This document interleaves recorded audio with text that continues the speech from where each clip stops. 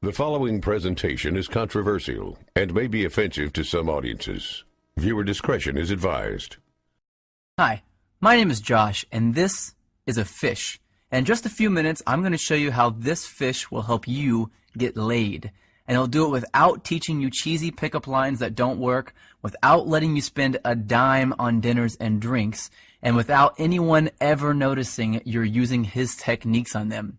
But first, I gotta warn you. I've taught this technique you're about to learn to over 110,000 guys just like you who live in over 30 countries around the world, and it's going to make hot women stare at you and uncontrollably chase you. But to be fair to the other 100,000 plus guys who've shoved money in my pockets to teach them this technique already, I'm only going to be able to leave this video up for 24 hours. So this is literally the only chance you'll get to see this video all the way through. And if you actually think you have something better to do than learn this technique, then you're either gay, not that there's anything wrong with that if you are, or you're so old you piss dust. If you consider yourself an above average or even typical guy, stick around, this is totally for you. And if you watch until the end of the webinar, I'm going to give you the system that is literally step by step and is proven to create sexual intrigue that is so compelling and so powerful that almost any girl you use it on will find their panties around their knees, soaked to the max before she can even say, "My name is." Listen, I've pulled this off so many times, I've lost count. It even works if she thinks you're unattractive. In fact, if you follow my step-by-step method to the letter, it's literally out of her control. She has to respond. Wouldn't that be a secret you'd love to know? Well, this is a fact. All women go through the same exact process every time they decide to sleep with a guy. And trust me, you've never seen anything like this before, so make sure you watch this video to the very end. But first, I'm going to tell you a sex story. Yeah, I know most guys would tell you all about their different media appearances they've done, all the books they've authored, blah, blah. And yeah, I could bore you with that crap. I have a credentialed resume that would make the biggest player you know run home to his mama. But listen, if you're smart, you don't give a damn about that. And I bet you don't. You probably just want the juice, the secret sauce. And I'm going to get to that in just a few seconds, right after my sex story. Deal? Cool. So how did this skinny little loser-looking dude go from 0 to sleeping with up to 15 new hotties a month? Did I get rich? Did I memorize line after lame-ass line? Did I put on pheromone cologne? Hell no. The truth is pretty brutal. I was an absolute leper with women until I discovered this system. If you looked up whipped in the dictionary, it'd say, see Josh Pellisier. In fact, if I hadn't hit complete rock bottom, I'd probably still be terrible to this day. You see, several years ago, I was living with my complete ice queen of an ex-girlfriend in North Carolina. She was hot, young, and she knew it. You know, a total Barbie who always gets what she wants. And I thought she was amazing in bed. Now that I've been with a few hundred more women, I wouldn't even rate her a 5. Listen, back then, the old Josh did anything she wanted. She wanted to move to North Carolina. I said, okay, let's go. She wanted to keep in touch with her ex-boyfriend. I told her, it's okay, I understand. She wanted me to pay for the apartment.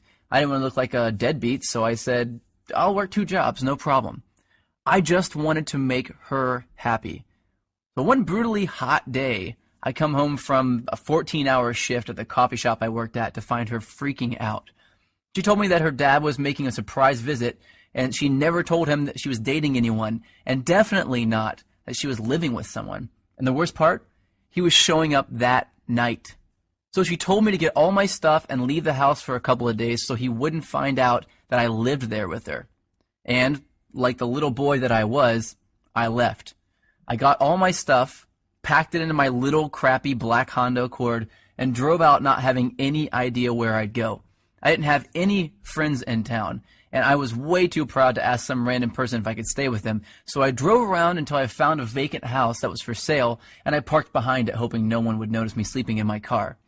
It wouldn't have been too bad, really, but I had to do it for 3 days in a row, and on the 3rd day, something happened and I snapped. See, I had to sleep with my windows open because it was way too hot to close them. But the mosquitoes were so bad that I had to use a blanket to keep them off me, so I only slept about 2 hours each night, and I couldn't even lean the driver's seat back because all my stuff was packed in the back seat behind me. So I had to sleep sitting up in the driver's seat, covered in a blanket, in the sweltering heat, behind a vacant house, like a hobo. And then it happened. I was half asleep and I hear, "Freeze, put your hands where I can see them." I freak out, of course. So in a daze, I put my hands out the window and a swarm of police officers jog over to my car with their guns out and aim at my window. Apparently, the neighbor had seen a strange car parked behind the vacant lot and called the police. I guess I would have done the same thing. After they calmed down and realized I wasn't some national threat, they asked me what I was doing there. And that's when I did it. I told them that my girlfriend's dad was in town and he didn't know we were dating, so I had to sleep in my car for a few days. That's when one cop turned off his flashlight, looked at the other cop in complete disbelief, and turned to me and said, "Seriously?" I was tired and I didn't have the energy to explain more, so I just said, "Yeah." I think he was still trying to be professional, so he told me that I needed to go somewhere else, and he told me to try sleeping in the Walmart parking lot. And as he was turning to walk back to his car, I heard him say, "Poor bastard." The rest of the night, I did some serious thinking. I sort of had to because I couldn't go to sleep. Have you ever been so tired that you can't fall asleep? Well, that was me. I just sort of woke up and realized that I was a complete and utter wuss. I was a sorry excuse for a man. If my dad knew how much of a wuss I'd become, he'd be disappointed. So that night, I wrote a note to myself on a piece of notebook paper that said, "I will get this attraction thing handled or I will die trying." I still carry that note around with me to this day. So I grabbed the first thing I knew to look at out of my back seat, my psychology notebook from when I went to college in Florida. I opened randomly and I started reading, and I didn't know if I was delirious from no sleep for 3 days or if something just snapped and my IQ jumped 50 points, but I suddenly noticed a theory that my professor taught me that just went in one ear and out the other. Propinquity. It's a $10 word, which is probably why I never remembered it in the first place. So I read all my notes on this propinquity thing, and I thought, well, screw it. What the hell do I have to lose? I'll try it out tomorrow. So the next morning, after rinsing off with paper towels in the bathroom at a place called Panera Bread, seriously, I went into work and I started using it on the customers. The first time I used it, nothing. The second time, nothing again. But the third time, she smiled, asked me my name, and said she'd like to hang out after I got off work. I thought, holy crap, it actually worked. So that night I hung out with her for an hour or two. No, nothing happened with her because I still didn't know what the hell I was doing, plus I wasn't single yet. And afterwards I went back, broke up with my girlfriend. My car was already packed with my crap anyway, and I spent the whole night looking through my notes to find other techniques I could try out. I did that every day for a week, then 2 weeks, then a month, then 6 months.